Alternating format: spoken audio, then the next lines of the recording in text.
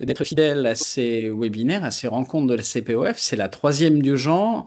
Et on va voir aujourd'hui ce que sont les leviers pour renforcer la formation des salariés dans les TPE-PME, parce que c'est aussi une caractéristique. Alors, on peut le voir comme étant un marronnier des sujets formation professionnelle, mais c'est aussi un sujet, on va le voir ensemble, à la fois stratégique, parfois préoccupant, du faible taux d'accès à la formation des salariés de TPE-PME. Pour en parler aujourd'hui, j'aurai le plaisir de vous présenter dans quelques secondes nos 2 Olivier, que je remercie pour leur participation, Olivier Faron, Olivier Kuhn, que je vous présenterai dans quelques secondes. Je vous rappelle juste le format, 1 heure. On va tenir et on sera respectueux du timing. On garde 8-10 minutes à la fin pour les questions que vous voudrez bien nous poser dans le chat au fil de l'eau, que nous essaierons de traiter au maximum d'ici la fin. Et puis, si possible, on pourra même les intégrer en cours de route. Peut-être un mot, Mathilde, pour présenter la CPOF, puisque ces webinaires s'inscrivent dans une démarche de fond, avec des rencontres régionales, une plateforme et une démarche participative, des propositions qui a été mise en ligne. Je te laisse nous décrire un peu le processus et tes travaux. Bonjour à toutes et tous. Effectivement, la conférence permanente des organismes de formation, CPOF, elle a pour but d'ouvrir des temps de réflexion collective sur les enjeux de formation, de formuler des propositions concrètes, notamment à destination des pouvoirs publics pour améliorer les politiques publiques de formation et de voir comment les organismes de formation peuvent être une source de co-construction et d'inspiration de ces orientations. C'est une instance qui a été initiée par le CINOFDES et la Fédération nationale des UROF. L'objectif, c'est notamment de faire dialoguer les expertises à travers notamment les débats en ligne comme celui d'aujourd'hui, qui est le 3e que nous organisons. Et vous pouvez retrouver les précédents sur les chaînes YouTube du CINOFDES et de la Fédération des UROF et sur notre site conférenceformation.fr. Nous avons aussi une plateforme de propositions en ligne où chacun peut contribuer en proposant des idées et nous organisons des événements en région qui visent aussi à contribuer à nos propositions. Voilà. Merci Mathilde. Et donc, dans le champ de la CPOF, on va retrouver beaucoup d'organismes de formation, alors, du champ de l'ESS, beaucoup d'organismes de formation, acteurs des démarches d'insertion, de réinsertion professionnelle avec de vraies spécialités et surtout un maillage territorial particulièrement dense. On en reparlera au fil de nos échanges. Alors, notre sujet, je l'ai dit, la formation dans les TPE-PME, 84% des employeurs du secteur privé sont aujourd'hui des TPE et le chiffre qu'on retient, c'est à peu près 10% des salariés qui accèdent chaque année à la formation dans ce champ, en tout cas un taux très inférieur à la moyenne. Pour en parler, je vous l'ai dit, on a avec nous Olivier Faron, qui est le responsable d'un grand pôle compétences formation jeunesse au sein du MEDEF. Alors, Olivier, c'est à la fois un grand acteur du monde de l'éducation, très impliqué aussi sur la formation professionnelle, parce qu'il a dirigé des grandes institutions de l'enseignement supérieur. Il a été administrateur général du CNAM, il a été recteur, donc il est proche de nos sujets. Et Olivier Kuhn, qui lui est conseiller technique, formation professionnelle, alternance de l'U2P. L'U2P, c'est à la fois, on va en parler avec Olivier, les très petites entreprises, le monde de l'entreprise artisanale, les professions libérales, après tout un parcours dans le monde de la formation, à la fois au Syntec numérique, d'AGFOS PME, qui est aujourd'hui l'OPCO-EP, l'OPCO des entreprises de proximité. Et on va regarder ensemble, peut-être en commençant, si vous le voulez bien, par un état des lieux, ce que sont aujourd'hui la situation des TPE, PME sur le sujet de la formation. On part moins en formation quand on est salarié d'une petite entreprise. Je crois, Olivier, qu'au MEDEF, vous aviez notamment réalisé un baromètre qui nous donne quelques informations chiffrées. Olivier Faron. Oui, et merci de l'invitation et très heureux d'échanger avec Fabien et avec, bien sûr, avec Olivier. Juste pour dire que, mais ça a été rappelé par Fabien en introduction, la formation professionnelle, la distribution de la formation professionnelle est très, très différenciée dans ce pays. On pourrait dire que la formation professionnelle, c'est quand même elle est beaucoup plus un outil dont se servent beaucoup plus les insiders que les outsiders et qu'il y a des effets très selon la taille des entreprises, et notre baromètre, et merci de l'avoir rappelé, le montre bien. Beaucoup aussi en fonction, il y a des inégalités territoriales, puisque c'est un peu la carte de la distribution des organismes de formation. Donc, en définitive, ce qui devrait être quelque chose de partagé est en fait quelque chose d'assez parcellisé. Et on constate effectivement que plus les entreprises ont une taille réduite, plus il est difficile de généraliser l'accès à la formation. Et je rappelle à contrario que nous avons, je dirais, comme horizon le rapport, notamment le rapport de Mario Draghi, le rapport sur l'Europe, qui préconise que 60% des actifs soient formés chaque année. Malheureusement, pour des raisons qui sont liées voilà, aux difficultés de manager des temps de formation, à l'acculturation nécessaire, notamment des dirigeants, on y reviendra, je crois, eh bien, on est loin du compte et effectivement, à nous, en responsabilité dans les organisations patronales, d'essayer de faire connaître, d'acculturer, de généraliser ces questions de formation et la nécessité de former les actifs, mais aussi leurs dirigeants. Alors, Olivier Kuhn, quand on regarde l'U2P et les entreprises adhérentes de l'U2P, on va même être sur beaucoup de TPE. Et la TPE, parce qu'en fait, on a tendance à voir les plus petites des PME et les TPE comme étant un corpus global. En réalité, on a des situations très différentes, notamment dans les plus petites. Oui, bonjour Fabien, bonjour à toutes et à tous. Effectivement, l'U2P, si j'ose dire, représente à la fois l'artisanat, les commerçants de proximité, les professions libérales.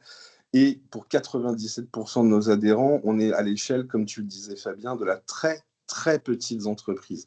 On a en moyenne 3 à 4 salariés par entreprise. Et nous, ce qu'on constate effectivement sur les départs en formation, c'est qu'à l'intérieur de la TPE, donc en fait classiquement l'entreprise de moins de 10 salariés, on distingue les entreprises, on va dire, de 1 à 3 salariés, où là, le taux de départ est effectivement proche des 10%, des entreprises un petit peu plus importantes en termes de taille, on va dire entre 4 et 9, où là, le taux est double. Donc, ce qui pose la question, c'est au-delà des thématiques qui sont l'information des chefs d'entreprise sur les différents moyens de formation qu'ils ont, les moyens financiers d'accompagnement pour financer ces départs en formation, il y a la disponibilité, le maintien de l'activité qui rend pour les très petites entreprises difficile d'accéder à la formation, parce que quand vous êtes sur une entreprise qui compte 2 salariés, vous sortez un collaborateur, vous perdez immédiatement 50% de la force de travail. Et donc, ça peut mettre en péril effectivement la poursuite de l'activité, ce qui est un frein assez important et sur lequel, sur des actions de formation de courte durée, on a des problématiques qui sont liées au remplacement de la personne qui part en formation. On le sait, ça peut être mis en œuvre assez, je dirais simplement non, mais ça peut être mis en œuvre sur des formations d'assez longue durée, certifiantes, diplômantes, où là, on peut être sur des contrats, des CDD assez courts, mais qui permettent de remplacer la personne. Par contre, quand vous avez des formations de 1 à 2 jours, trouver quelqu'un de qualifié qui puisse remplacer la personne qui part en formation, c'est tout de suite beaucoup plus compliqué, effectivement. Alors, on imagine très bien, effectivement, le boulanger, la toute petite boulangerie qui a 3 salariés, quand il manque quelqu'un au pétrin, il est clair qu'il faut produire le pain et on ne remplace pas facilement quelqu'un sur 2 jours. Là, on a un problème structurel dans les toutes petites. On entend aussi comme une musique de fond depuis très longtemps sur le sujet qu'un des obstacles, c'est aussi la complexité des dispositifs, parce que, rappelons-le, caractéristique qui peut même être surprenante, on dit que les TPE-PME, on part moins en formation, alors que c'est les dernières entreprises, je rappelle les moins de 50, à bénéficier d'une mutualisation des financements de ces formations. Comment est-ce qu'on explique ce paradoxe Peut-être un mot, puisque Olivier a rappelé la taille. Souvent, on associe le MEDEF exclusivement aux grandes entreprises. Je rappelle que le MEDEF, ce sont 240 000 entreprises et que la taille moyenne des adhérents du MEDEF est de 46. Alors, ce n'est pas les chiffres qu'a donné Olivier, mais pour dire quand même que la problématique la problématique de nos entreprises s'approche quand même de celle qu'on peut qualifier de TPE-PME. C'est même le cœur, j'allais dire, le cœur de cible. Après, sur cette dernière question, je pense que c'est important de séparer deux choses. De séparer en quoi les formations sont utiles pour l'entreprise d'abord et en quoi elles sont utiles plutôt pour les salariés, parce qu'il y a effectivement, je dirais, la croissance de l'entreprise, le maintien d'activité des entreprises, mais aussi la volonté tout à fait légitime, et on le sait bien qu'il peut y avoir de plus en plus de changements même d'entreprise, de l'actif, j'allais dire, de grandir et de profiter des formations pour progresser dans son parcours propre. Et effectivement, il y a cette question du droit à la formation, hein, le compte personnel de formation, c'est un peu ça. Et puis, l'autre ligne de fracture qui est importante, et ça, Fabien, tu viens de le rappeler, c'est il y a entre guillemets, des formations obligatoires, des formations dites réglementées, notamment sur les questions de sécurité et autres. Et puis, il y a d'autres formations qui peuvent, j'allais dire, permettre d'être un levier de croissance pour l'entreprise. Donc, je pense que c'est aussi important. Et malheureusement, et je reviens sur le baromètre, on constate que souvent, pour les plus petites entreprises, eh bien, le coup de projecteur, il est mis sur les formations dites réglementées, sur les formations dites, évidemment, qui sont obligatoires, notamment de par la loi, plus que sur les autres formations. Et il est clair qu'on y reviendra, mais il y a des questions de management des grandes transitions voilà, on a fait une REFNUM au MEDEF où on voyait bien que même, c'était quelqu'un qui travaillait dans l'artisanat et c'était un groupe d'artisans, et bien, par exemple, l'intelligence artificielle a changé fortement la manière d'exercer le métier. Et ça a une incidence, ce que tu décris, Olivier, sur la perception de la formation. Si, alors, celle dont on ne peut pas se passer, c'est l'obligatoire réglementaire, ça peut induire aussi de renforcer l'idée selon laquelle c'est d'abord une contrainte plus qu'un investissement, parce que ce que tu évoques, le contexte, transition écologique, l'IA, les tensions à venir de recrutement, le vieillissement de la population et les enjeux d'attractivité et de démographie sont des sujets en toile de fond qui doivent normalement pousser à développer la formation. Or, la perception à travers le prisme, pour toutes les raisons qu'on vient d'évoquer, de la formation obligatoire, ça ne concourt pas à prioriser la formation vue comme un investissement, non, Olivier Cohen, par exemple? Ouais, je partage complètement le constat qui a été dressé par Olivier. C'est effectivement, comme ça vient d'être dit, pour les entreprises de très petite taille, la formation est encore largement, comment dirais-je, perçue comme plutôt une contrainte, comme on le disait, hein, sous l'angle réglementaire, législatif. On l'a par exemple dans le bâtiment, hein, on l'a dans le transport, on l'a dans les professions libérales, où effectivement on va répondre à des obligations qui découlent des décrets, hein, pour pouvoir exercer la profession. Une fois qu'on a fait ça, au niveau de l'entreprise, bien souvent, on considère qu'on répond à l'objectif d'adaptation au poste des salariés. Parce que classiquement, mais je dirais que là-dessus, les très petites entreprises ne sont pas si différentes que ça des grandes. On a à peu près 60% des départs en formation qui se font dans un cadre d'adaptation au poste. Voilà. On est assez peu encore sur du développement de compétences ou tout simplement sur de la vision prospective sur l'évolution des métiers. À l'échelle d'une très petite entreprise, c'est très difficile de pouvoir avoir cette capacité d'anticipation. C'est pour ça que, alors comme tu le disais Fabien, les très petites entreprises sont les dernières à accéder aux fonds mutualisés de la formation professionnelle. Hein. Ces fonds mutualisés, on le rappelle, ils sont assis sur la contribution des entreprises à la formation et à l'alternance. Cependant, comme on ne va pas vous apprendre quelque chose de nouveau ce matin, mais dans ce contexte de restrictions budgétaires, de diminution des lignes de financement un petit peu partout, eh bien, malheureusement, la formation des petites entreprises, hein, la formation des entreprises de moins de 50 salariés au sein des OPCO est aussi en berne et les moyens sont en diminution constante, malheureusement, depuis maintenant 4 ans. Donc, il y a cette problématique aussi qui est liée, puisque les OPCO sont les principaux prescripteurs et accompagnateurs des entreprises. Hein. C'est eux qui viennent donner sur le terrain l'information aux chefs d'entreprise sur les possibilités d'accompagnement financier qu'ils ont. Mais là, on leur demande en gros de faire au moins aussi bien, voire mieux, avec moins de moyens, ce qui est un peu la quadrature du cercle et ce qui complique énormément les choses. Encore une fois, dans un contexte en 2026 où on a demandé au total, pour l'ensemble des 11 OPCO, 100 millions d'euros d'économies sur leur budget de fonctionnement. Ce qui impacte les moyens humains, concrètement, que les OPCO peuvent mettre à disposition des entreprises pour avoir cet accompagnement. Et je voulais citer, et là c'est peut-être un dispositif qui va parler à beaucoup d'intervenants, enfin en tout cas beaucoup de participants, plutôt intervenants, on n'est que deux, pardon, c'est le dispositif PCRH, Prestation Conseil en Ressources Humaines, qui fonctionne très bien, qui permet justement aux OPCO de proposer un diagnostic et un accompagnement aux chefs d'entreprise de très petite taille sur le volet gestion, ressources humaines, développement des compétences, et qui nous semble très important de pouvoir continuer à pousser et à financer.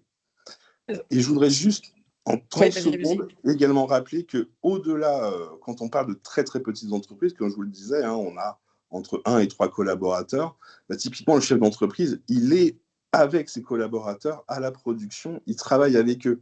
Il n'est pas dans son bureau, si j'ose dire, à attendre que les choses se passent. Il travaille concrètement. Et lui aussi, il a besoin de formation, il a besoin aussi d'accéder au développement des compétences. Et au-delà des OPCO, je voudrais également mettre en avant l'action des fonds d'assurance formation des travailleurs indépendants, les FAF, qui aussi ont pour rôle, eux, de financer les formations, mais typiquement pour les chefs d'entreprise. Voilà, pas pour les salariés, mais pour les chefs d'entreprise.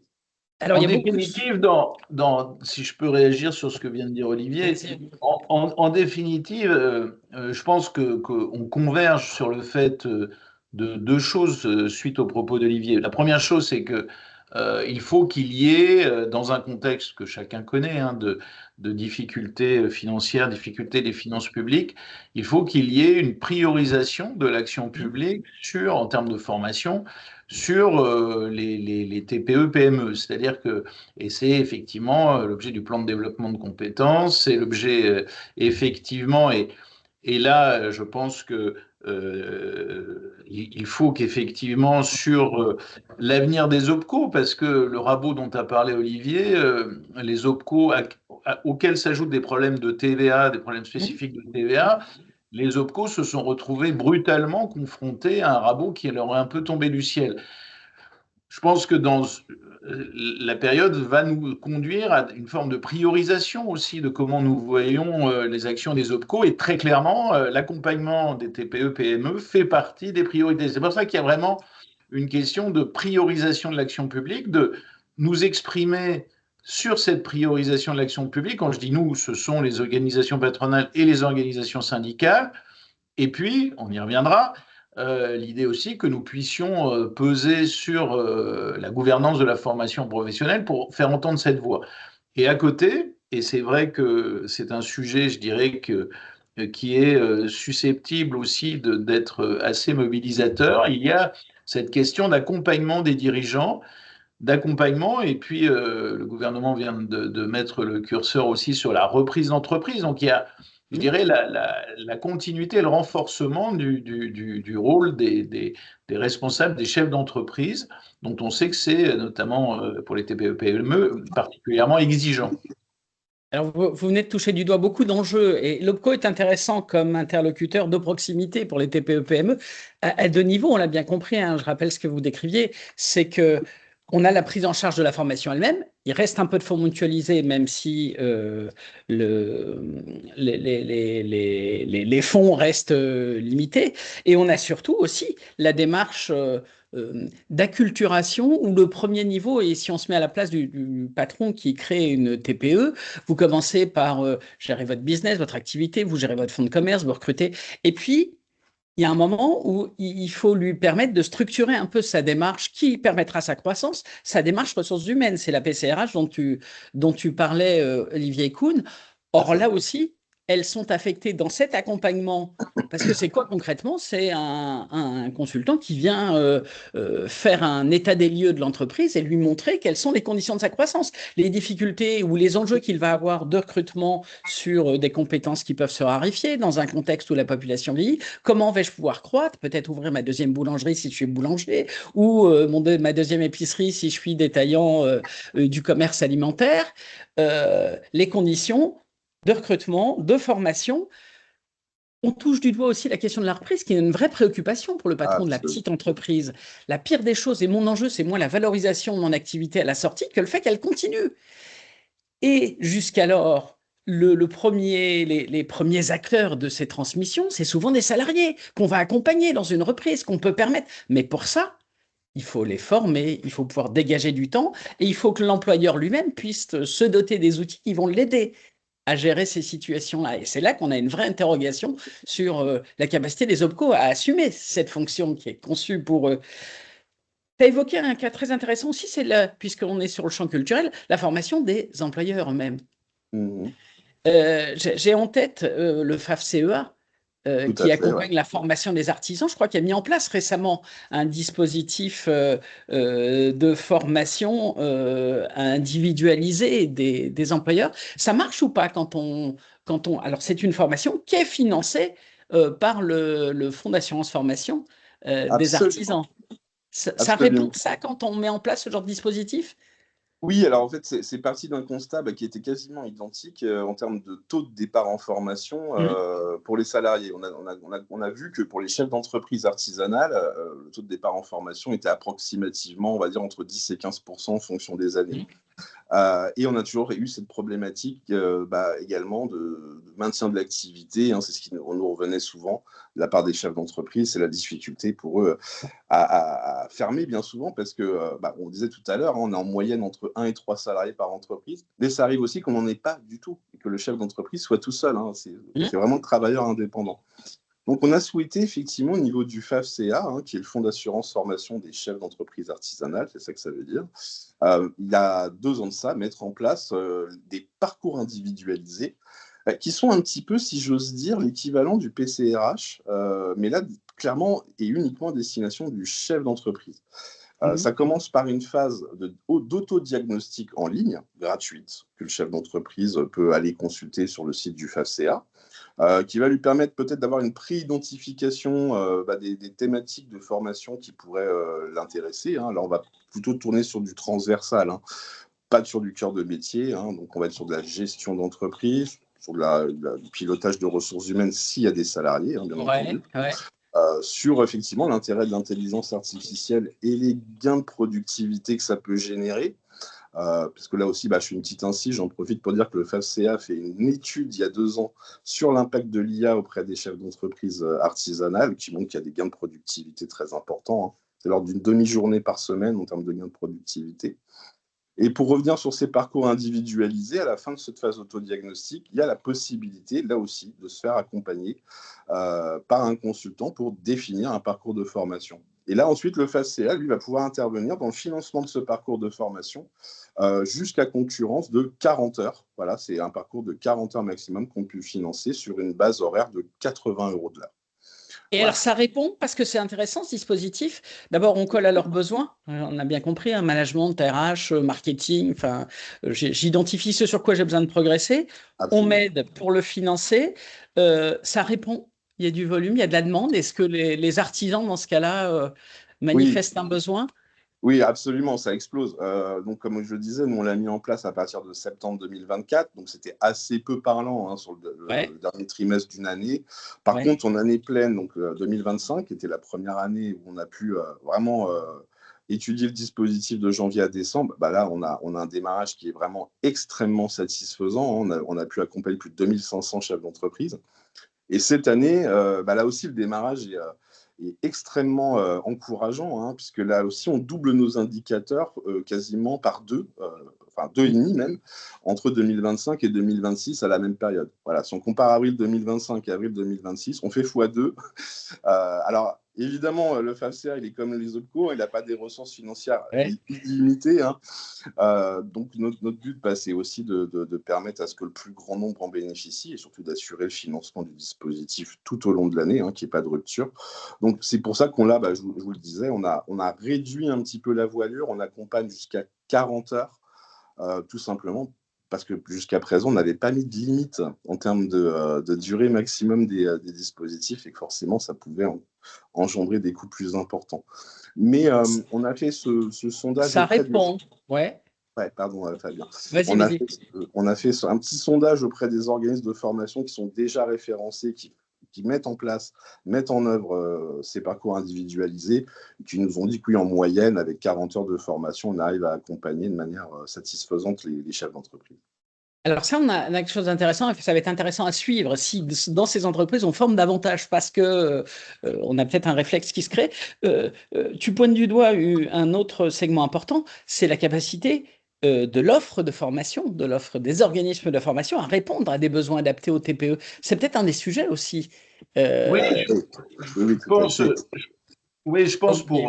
pour reprendre ce que vient de dire, je pense que pour reprendre ce que vient de dire Olivier, d'abord, il y a un problème dans tout ça qui est quand même un problème de représentation. On n'est pas forcément un pays, la France, où il y a une culture de la formation professionnelle, la formation technique. Quand on pense à des pays, notamment la Suisse ou le monde germanique, où il y a plus un réflexe de la formation professionnelle, notamment de la formation très, très, très technique.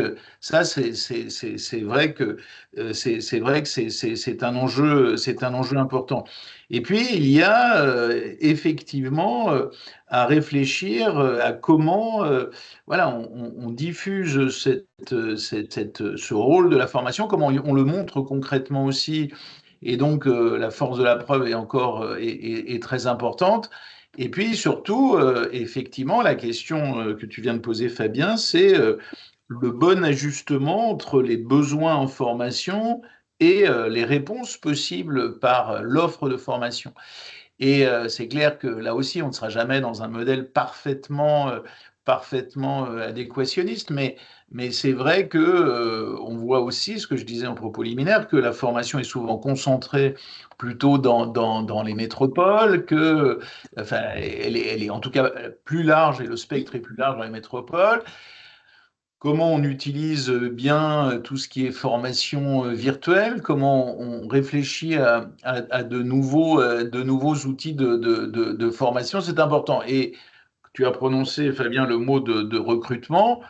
Tout ça doit commencer, et c'est pour ça aussi qu'au MEDEF, on fait une priorité sur l'emploi des jeunes, qui d'ailleurs est reprise à l'agenda social autonome et qu'on va porter collectivement avec l'ensemble des organisations patronales et syndicales, parce que tout ça naît, j'allais dire, au démarrage, naît sur l'ajustement qu'on fait dans la formation des jeunes entre les besoins des entreprises et les possibilités de formation. Et j'ai tendance à penser que si on construit ça assez en amont pour les jeunes, avec les lycées pro, avec toutes les formations, eh bien, on peut l'élargir plus facilement à la formation continue, à la formation des actifs, parce que, en définitive, les outils sont là. Les outils de la formation, c'est les bons plateaux techniques et les bons outils, et ce sont les bons enseignants capables de relayer, et après le vivier d'organismes de formation qui complétera le dispositif. Mais ça appelle à la capacité des OF à s'adapter aux contraintes de temps, aux contraintes organisationnelles et à répondre sur les territoires, sur les bassins d'emploi, aux besoins de nos TPE-PME. Ah, merci Fabien pour la perche que tu me tends, parce que ça, c'est un sujet auquel je suis très attaché. Alors, effectivement, pour revenir peut-être sur la nécessaire adaptation des dispositifs, mais également des formations qui peuvent être proposées aux TPE-PME. On constate qu'il y a, même si ça existe, hein, ça il faut reconnaître à certains organismes de formation cette volonté, ce volontarisme même de proposer des formations qui soient bien adaptées à ce public des TPE-PME. On constate qu'il y a assez peu d'adaptation de l'offre. Voilà. On est souvent, ce que nous remontent les chefs d'entreprise artisanales, c'est que pour la formation de leurs salariés, ils vont passer par de la formation catalogue et inter-entreprise, et dans laquelle vous allez retrouver des publics qui sont très hétéroclites en termes de taille d'entreprise. Donc c'est assez peu adapté au contexte TPE-PME, et en disant ça, j'ai bien conscience de la difficulté que c'est pour les organismes de formation de pouvoir concevoir et bâtir une offre de formation spécifique aux TPE-PME. Quand on parle de ça, de quoi on parle concrètement? C'est que la TPE, elle est très exigeante finalement en termes de formation, même si elle l'utilise assez peu en termes de volume. C'est qu'elle va vous demander à la fois de la compétence technique, mais également de la compétence plus transversale, ce qu'on appelle de manière classique les soft skills. La capacité à travailler en équipe, c'est extrêmement important, encore une fois, quand on est sur des tout petits effectifs, parce qu'on travaille de manière très rapprochée, quotidienne et intensive avec ses collègues. Comme tu le disais Fabien, c'est aussi parfois préparer à de la reprise d'entreprise, donc préparer les salariés à avoir des notions en termes de gestion d'entreprise, de relations clients là également. Souvent, on a des gens qui sont très polyvalents dans les très petites entreprises et qui donc sont amenés à avoir des petits bouts de compétences transversales qu'ils doivent mettre en œuvre dans l'exercice de leur métier. Mais au-delà de l'offre de formation, je dirais que la problématique, c'est la conception, la mise en œuvre des dispositifs de formation. Et là, je voulais mettre en avant un exemple récent qu'on a bâti, notamment avec Olivier, avec le MEDEF, mais aussi avec la CPME, les organisations syndicales de salariés. On sortait l'année dernière d'une séquence de négociations interprofessionnelles sur la reconversion et les mobilités professionnelles. Et on a vraiment eu à cœur, tous collectivement, de prévoir un dispositif qui puisse également s'adapter aux TPE. Voilà. Et ça, on l'a vraiment mis en avant dans l'accord national qu'on a tous signé, à l'exception de la CGT, mais ça vous surprendra peut-être pas. Il y avait vraiment cette volonté affichée d'avoir un dispositif qui, dans sa mise en œuvre, puisse prendre en compte les particularités des TPE, notamment la simplicité de mise en œuvre, la rapidité de mise en œuvre.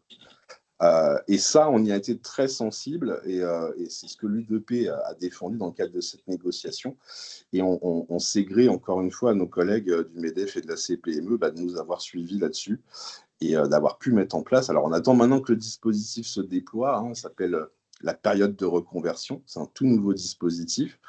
Mais on espère qu'il trouvera aussi son public dans nos entreprises, parce que la reconversion, les mobilités professionnelles, c'est pas qu'une affaire de grands groupes, c'est une affaire de toute taille d'entreprise.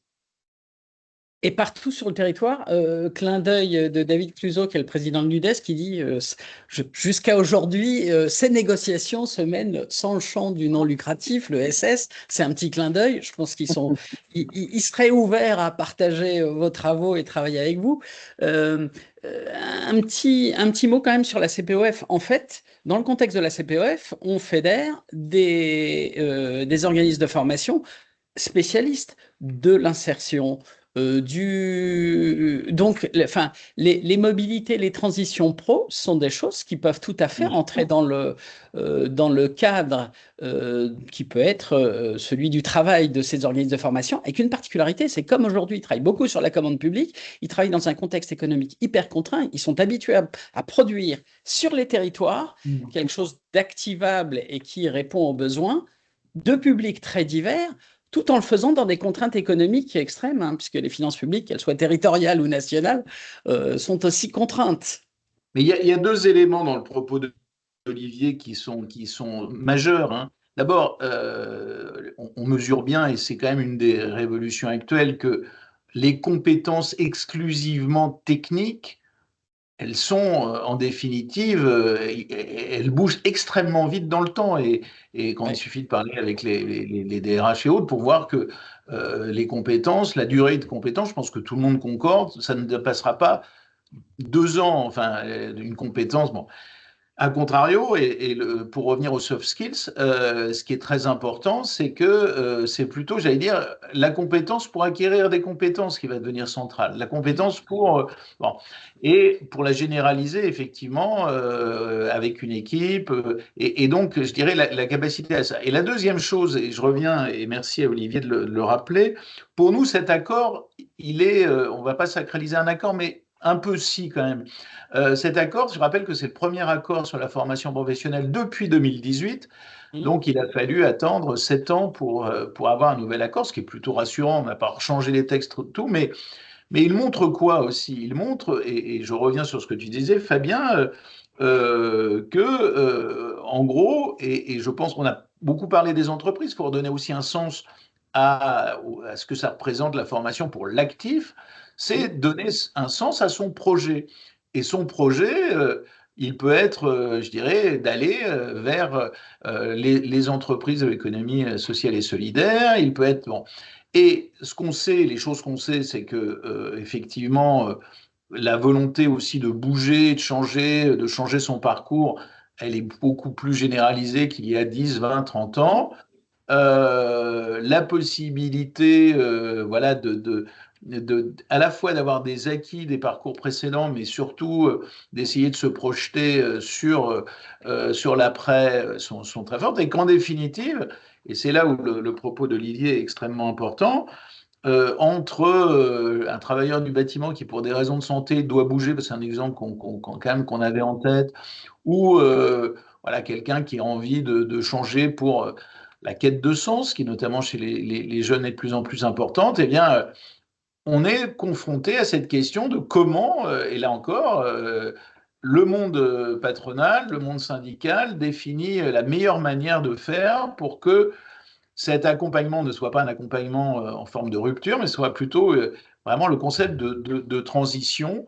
Et je crois qu'effectivement, on a fait un texte qui vise à réussir l'émancipation de ceux qui veulent en définitive changer, et donc essayer de plus s'épanouir dans l'après, ou en tout cas s'épanouir parce que le changement pour eux il est porteur de sens.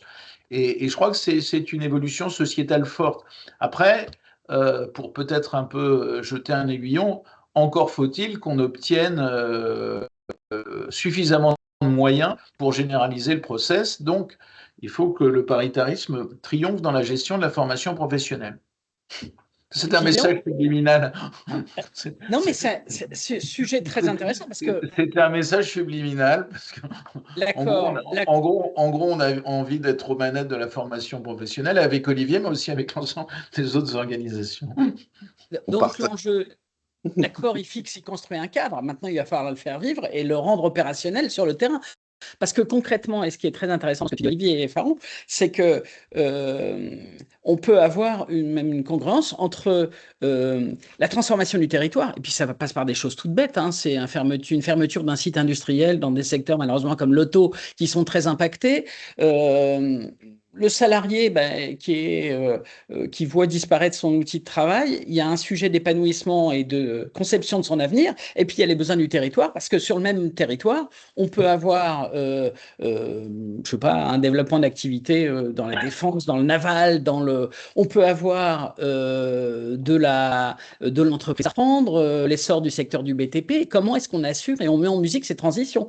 Et ça passe par une adaptation de l'offre de formation sur les territoires. Ça passe par le financement que tu évoques, Olivier, et puis ça passe aussi par la capacité à les former, parce que les gens ne sont pas mobiles. Enfin, on ne va pas revenir là-dessus, mais je pense qu'on est d'accord là-dessus. L'idée d'une mobilité nationale à 500 km, c'est une vue de l'esprit pour la majorité des gens.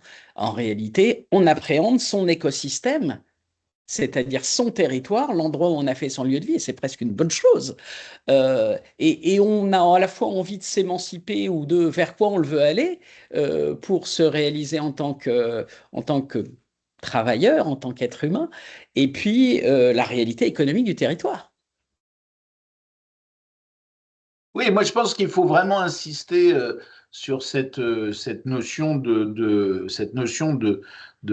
bassin d'emploi, et cette notion et que le levier de la formation est un moyen est un moyen de grandir. Après, je pense aussi que, et ça revient à la question de la jeunesse, hein, il faut quand même inciter très tôt et rappeler le bien fondé d'un certain nombre de mobilités. Si, en gros, l'effet de contrainte est surdominant, ça interroge sur précisément la capacité qui est quand même centrale entre voilà, une ambition, une volonté propre de construire son propre parcours et la capacité de le mener. D'où d'ailleurs toutes les problématiques d'accompagnement, de conseil, notamment en évolution professionnelle, de bilan de compétences. Bah, tous ces outils-là qu'on a envisagés dans le texte dont on parlait, hein, dans l'accord national interprofessionnel, sont effectivement des outils importants. Il est très important, et c'est pour ça d'ailleurs qu'on a, voilà, on est intervenu pour que, par exemple, le bilan de compétences puisse être pris en charge dans le cadre du compte personnel de formation. Enfin, il faut aussi, il y a la formation, et puis il y a tout ce qui est les outils permettant que la formation soit utile pour l'actif et pour l'entreprise.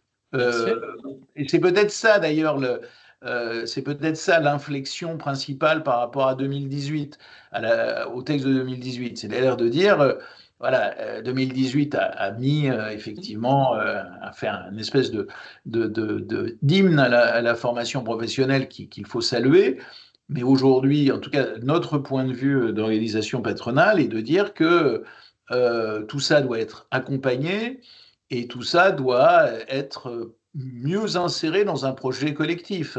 D'où d'ailleurs les questions d'abondement du compte personnel de formation et autres. Donc il y a cette question de tout ça doit s'inscrire, en tout cas à nos yeux, dans une montée en compétences qui est individuelle pour l'actif et collectif pour son entreprise. Et les deux ne sont pas contradictoires, au contraire. Olivier Kuhn, tu veux peut-être réagir avant qu'on prenne quelques questions, parce qu'on en a beaucoup sur ces sujets. Vas-y, Ouais, Olivier. non, très brièvement, oui, sur cette nécessaire et indispensable adaptation de l'offre de formation au territoire. Effectivement, c'est en tous les cas on va dire, des belles histoires qu'on peut nous faire remonter aujourd'hui en termes de parcours de formation réussis ou d'actions qui ont été menées sur les territoires. Ça passe par une forte synergie, un fort dialogue entre les acteurs publics, je pense notamment aux conseils régionaux en premier lieu, les branches professionnelles et les prescripteurs que sont au premier chef les OPCO.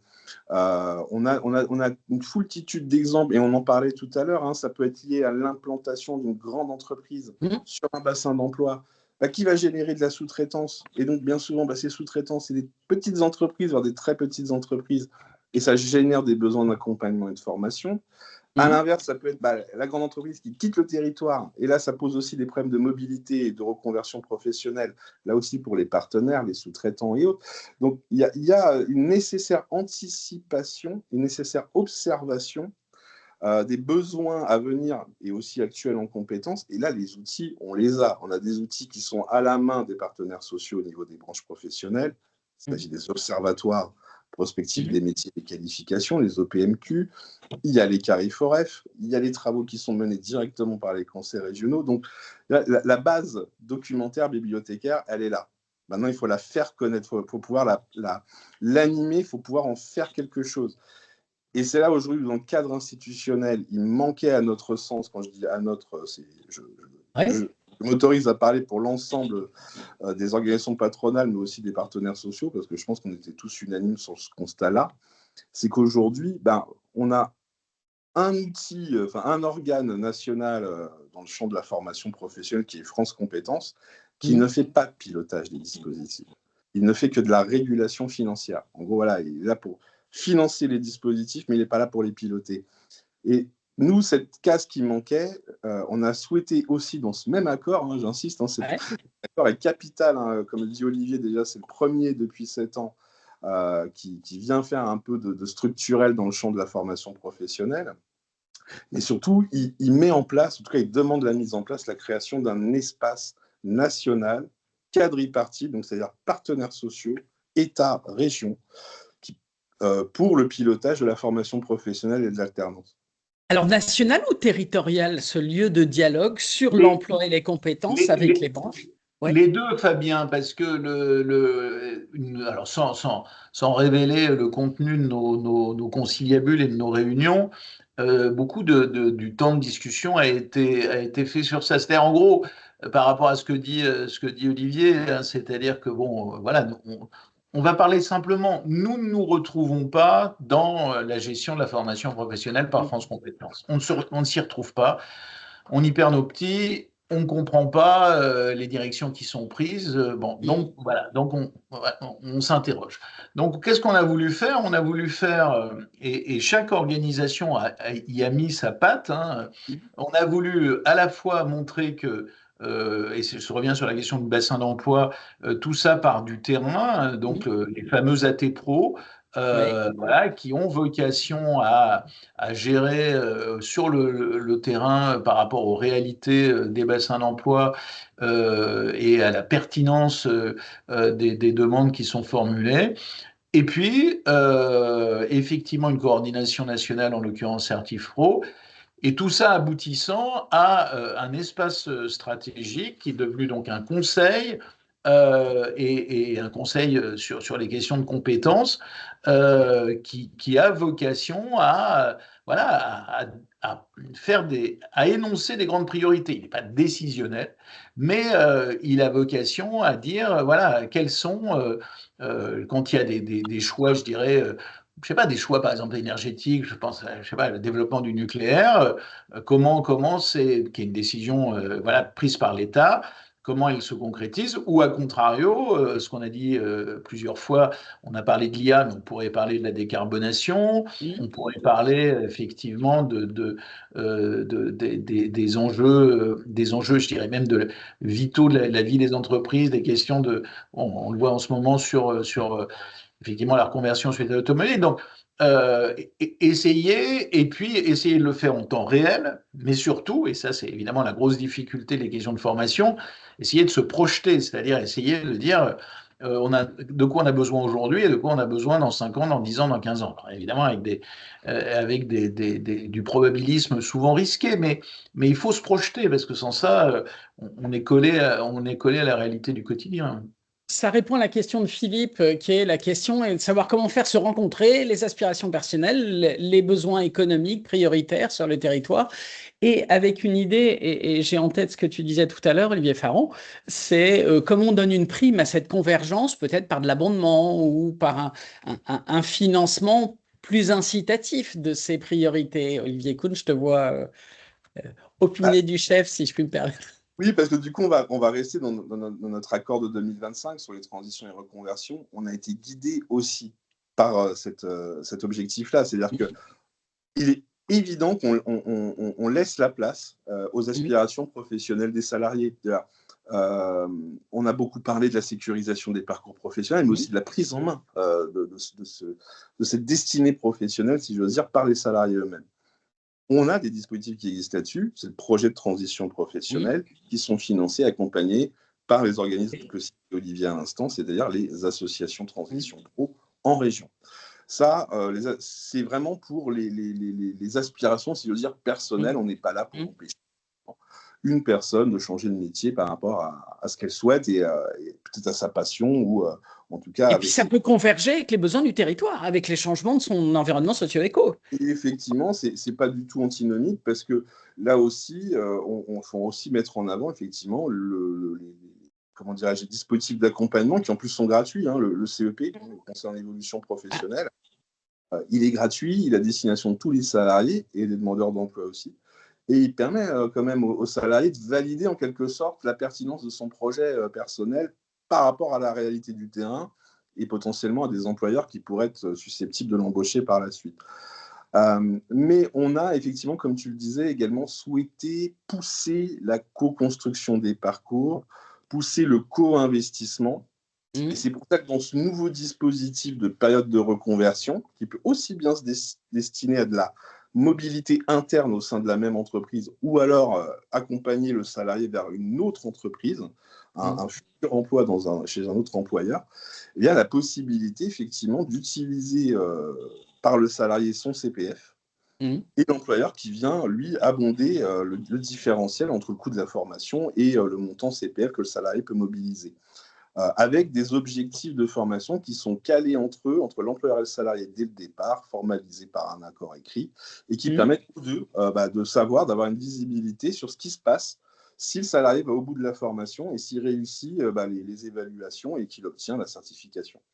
Donc ça, effectivement, on y était très attaché patronalement. Hein. Je pense que ce soit le MEDEF, l'UDP et également la CPME qui n'est pas présente avec nous ce matin, mais il y avait cette volonté déjà un constat de se dire le CPF, un dispositif exclusivement à la main du seul salarié sans accompagnement, c'est très bien, voilà, c'est un droit à chacun individuel, mais un droit qui est mis à disposition sans éclairage, sans accompagnement, sans conseil avisé, pour nous c'est quelque chose qui finalement ne remplit pas sa cible. Tu parles du CEP, comme on parlait Olivier Farron tout à l'heure, et de son éligibilité au CPF. Et Claire nous dit que le CEP, et comme vous, elle regrette qu'il soit encore insuffisamment connu comme levier d'évolution. Ouais. Parce que c'est un peu si on se rappelle, sans refaire de l'histoire forcément, mais si on se rappelle 2018, en 2018, il y aurait pu y avoir un coup de projecteur plus fort sur le CEP, qui était d'ailleurs voulu par l'une des grandes organisations syndicales fortement. Et puis, effectivement, il n'y a pas eu de ce coup de projecteur. Et le CEP est malheureusement peut-être pas encore assez connu. Et ce qui revient d'ailleurs à la question par laquelle on a démarré, hein, c'est que tout ça, ce sont des questions aussi d'acculturation, de bonne connaissance du système. Dans notre baromètre, je reviens à notre baromètre, dans notre baromètre, nous avons fait le constat que, par exemple, la VAE ou l'abondement du CPF dont on parle ici comme si c'était quelque chose de banalisé, seulement 2% des patrons de TPE-PME maîtrisaient et connaissaient tant la VAE que l'abondement du CPF. Autant dire que, voilà, je dirais, c'est un échec dans l'acculturation. Et effectivement, il y a, et je vois la question sur effectivement le CEP synonyme de départ, on revient à une question de représentation, une question voilà, de dire il faut faire grandir et nous on l'assume, les organisations patronales l'assument. Nous, notre sujet, c'est prioritairement de faire grandir dans l'entreprise voilà, qui existe. Et puis, s'il y a besoin d'accompagner un passage clair, voilà, d'en mesurer les conditions au départ et à l'arrivée, et que tout ça soit plutôt l'objet d'une construction que l'objet et je pense que voilà, le curseur a été mis sur ça.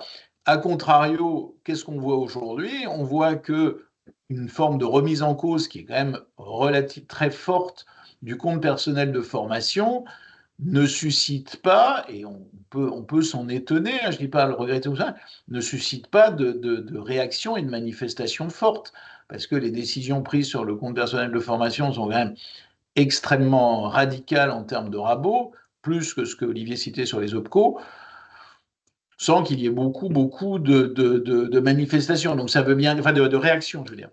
Donc ça veut bien dire que il y a une espèce se dessine une forme de consensus comme quoi tout ça doit être lié à un projet et notamment un projet de l'entreprise. Et puis la nécessité à mobiliser d'autres ressources. Je rebondis sur une des premières questions, qui est celle de Christophe. Comment répondre à cette diversité des tailles d'entreprise, des salariés, demandeurs d'emploi, face aux enjeux aussi, transition numérique, IA, environnementale, démographique?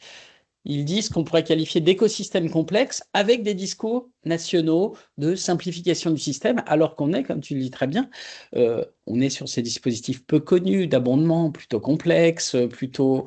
Et comment est-ce qu'on arrive à résoudre cette espèce de quadrature du cercle pensée de façon très intelligente, mais... En une phrase, quand même, le fameux accord dont on parle, le premier, je dirais, postulat de cet accord, c'est la simplification. Oui. Quand on a pris le dossier, il y avait toute une série de dispositifs, dont je ne rappellerai pas les noms pour pas qu'il y ait des tentatives de revival, mais qui correspondaient au maximum à des centaines de salariés. C'est que simplement à des centaines de salariés, avec une complexité inouïe, avec une déperdition des fonds. Donc notre premier objectif a été la simplification et nous avons abouti à une simplification. Donc je dirais que ça permet après, quand les dispositifs sont simplifiés, après le dispositif vient de naître, Olivier l'a rappelé, à nous, je dirais que c'est notre boulot en tant qu'organisation patronale avec nos adhérents. On publie des guides, on a publié sur les transitions professionnelles un excellent guide qui est d'ailleurs destiné spécifiquement aux PME, donc vous voyez, la boucle est bouclée. Et donc voilà, oui. Alors, c'est une bonne réponse à la remarque de Stéphanie sur le sujet, mais elle évoque une autre dimension, c'est le problème du stop and go. À la fois, il ne faut pas s'y perdre, il faut comprendre le paysage et les dispositifs, très bien pour les guides. Deuxièmement, c'est d'avoir de la stabilité. Alors, ouais, guide pratique. Publicité pour le MEDEF. Oui, alors, puis on va dire qu'il peut arriver au MEDEF de faire offre d'intérêt général en faisant la promotion de dispositifs. Ah, Fabien. Comme à l'UDP, comme à l'UDES. Moi, je partage aussi ce que tu viens de dire, Fabien, sur le fait que je vais le transcrire un peu avec mes mots, c'est qu'il faut donner sa chance au produit. Oui. Voilà. il y a des dispositifs, effectivement, qui peuvent être finalement bien construits, mais qui peuvent mettre un peu de temps à se mettre en œuvre, qui nécessitent un peu de patience. Je sais qu'on est dans une société qui en a de moins en moins, où on va demander des bilans sur des réformes qui n'ont même pas un an, Oui, c'est et vrai. on va parfois dire que ça ne marche pas alors qu'on n'a même pas eu le temps de les mettre en œuvre. On espère fortement que notre accord de 2025 a trouvé une transcription dans la loi. Il a été transposé au mois d'octobre. Façon fidèle. Commence à peine à vivre sa vie, quoi. Je veux dire, aujourd'hui, on parlait de ce fameux dispositif de période de reconversion. Nous, ça fait presque 1 an qu'on l'a inscrit dans notre accord, mais c'est que maintenant qu'il commence à arriver sur le sommet de l'étagère des conseils d'administration des OPCO pour une mise en œuvre effective. Et les premiers dossiers, on commence à les voir arriver, mais c'est balbutiant. On espère que, c'est un petit message qu'on portera, je pense, collectivement à la future majorité qui émergera en 2026. On est quand même dans un contexte d'élection présidentielle. Et on le sait, nouveau président, nouvelle majorité, donc bien souvent nouvelle réforme. On espère qu'on n'aura pas à repartir encore d'une page blanche dès l'année prochaine et qu'on laissera un peu ces dispositifs qu'on vient de créer vivre un peu leur vie. Et surtout, alors, on a quand même la puissance de la construction paritaire. Ça ne retire pas le geste politique, mais il y a quand même la force d'un consensus qui a été construit. Olivier, n'hésite pas à nous mettre, si tu as un lien de téléchargement de ton guide. Et puis, c'est quand même, si on veut terminer sur une note positive et d'espoir, c'est de dire, en toile de fond, il y a cet accord qui commence simplement à vivre et qui est peut-être une source de début de résolution du problème et qui, dans sa vie concrète sur les territoires, les bassins d'emploi, pourrait être une des réponses possibles. C'est important aussi pour les offreurs, les organismes de formation, de pouvoir répondre. Dans le propos d'Olivier, il y a un mot important, c'est-à-dire que c'est vraiment, nous avons convergé, organisations patronales et organisations syndicales. Ce n'est pas forcément toujours le cas, mais cette priorité, cette volonté de simplification, cette volonté de faire, elle a été partagée par presque l'ensemble des organisations.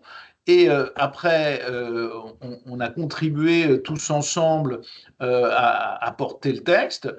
On a eu une petite difficulté dans la transcription et les patrons de l'ensemble des organisations sont intervenus pour que le texte soit parfaitement respecté, montrant d'ailleurs leur attachement à la question de la formation professionnelle, parce qu'ils sont intervenus au plus haut niveau pour qu'il y ait une transcription parfaite. Donc je dirais qu'il y a eu une mobilisation des organisations, de l'ensemble, qui a été extrêmement partagée. Donc c'est un des rares sujets dans un pays qui passe plus de temps à se diviser qu'à se rapprocher. C'est un sujet, pour prendre un mot que je n'aime pas, un sujet synergique. Et donc voilà, il faut quand même le souligner. Et je dirais il rapproche les acteurs au niveau des décisions et de la conception, et il les rapproche, et Fabien, tu posais la question, au niveau très concret, quand on fait de la transition professionnelle sur le terrain dans le bassin d'emploi. J'aurais presque envie, parce que je vois que l'heure tourne, de terminer sur une réflexion ou presque un conseil de Philippe qui dit « L'entrée par l'élévation des compétences, par la qualification au service du développement personnel et économique, c'est peut-être une solution dans la mise en place plutôt qu'à la mise en place d'une entrée par les dispositifs, les statuts, et dans la façon de présenter ces dispositifs, de dire finalement de quoi on parle, quel est l'objectif ?»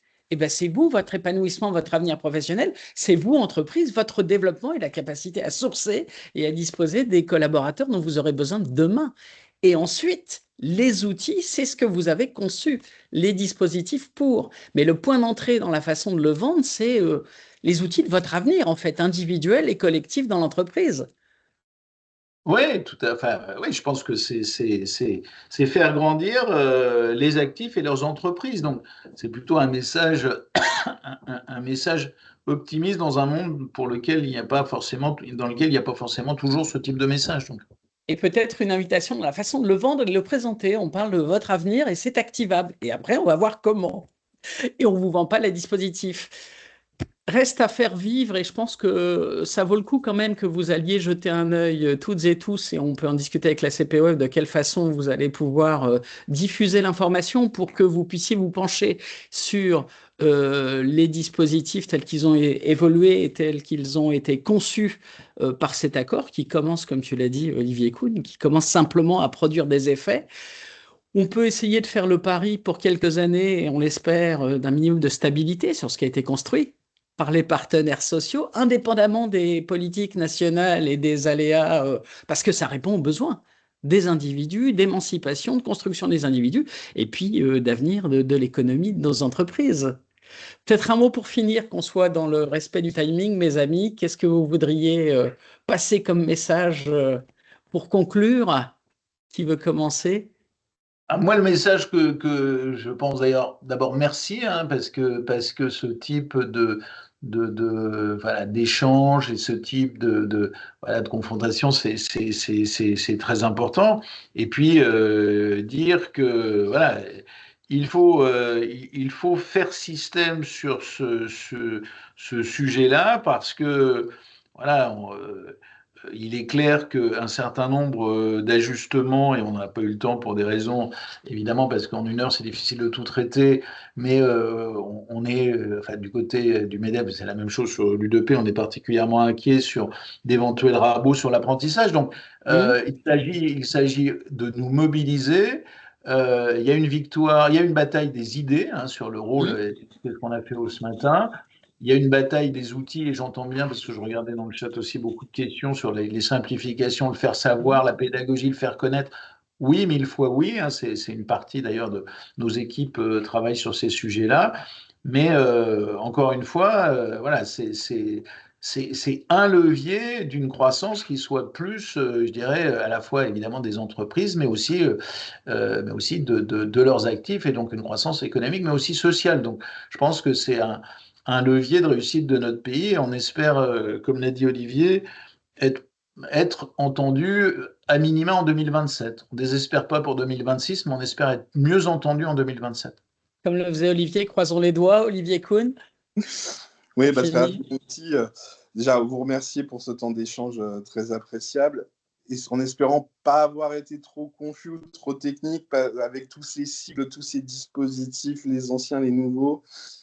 Juste à mon sens, effectivement, par rapport à la question qui était posée, alors, on raisonne en statut aussi parce qu'aujourd'hui, le financement de la formation professionnelle, il est en silo et il est un public, un prescripteur. Les demandeurs d'emploi, c'est France Travail, les salariés en transition, c'est les AT Pro, les chefs d'entreprise, c'est les fonds d'assurance formation, et les salariés, c'est les OPCO. Attention à la tentation de vouloir un peu tout transversaliser et tout mettre dans le même pot commun. C'est le meilleur moyen de perdre ces spécificités, parce que moi, je crois fortement aux spécificités de chaque public. Et ce qui fonctionne, en tout cas à l'échelle du TPE, comme je le mettais en avant tout à l'heure, que ce soit PCRH pour les OPCO, les parcours individualisés pour le FAFCA, c'est justement la personnalisation, l'adaptation et l'individualisation des parcours. Je sais que ça coûte très cher en moyens humains, en moyens financiers, mais c'est ce qui marche encore le mieux. Voilà. Merci à vous deux, mes chers Olivier Kuhn et Olivier Faron. Le mot de la fin à Mathilde, peut-être pour rappeler que ce webinaire sera disponible en ligne, c'est ça, en replay? Oui, tout à fait. Et je vous ai mis dans le chat, si vous souhaitez participer aux prochains événements régionaux. Le prochain, c'est en Île-de-France le 19 mai. Donc, on construit des propositions de façon participative ensemble. En Auvergne-Rhône-Alpes, le 30 juin et en France, le 29 septembre. Comme je disais au début, il y a une plateforme de proposition en ligne. Toute personne, structure ou individuellement peut proposer des idées pour l'avenir de la formation pro, ce qui inspirera directement les propositions que nous porterons notamment dans le cadre des élections présidentielles puis régionales. Et pour ne rien rater de nos actualités, vous pouvez nous suivre sur LinkedIn. Le replay vous sera envoyé prochainement. Merci beaucoup à tout le monde, aux intervenants pour ces riches échanges et à tous les participants. Et merci à toi, Fabien, pour l'animation. Merci à tous, merci à tous. Olivier Faron, Olivier Kuhn, encore un grand merci. Si vous avez des liens vers des guides ou des outils opérationnels, n'hésitez pas à les transférer à Mathilde. Elle les ajoutera dans les documents en périphérie qui complètent absolument le replay. Merci à tous, au plaisir de vous retrouver dans une prochaine aventure. Bonne journée. Bonne journée. Merci à tous. Au revoir, à bientôt. Au revoir.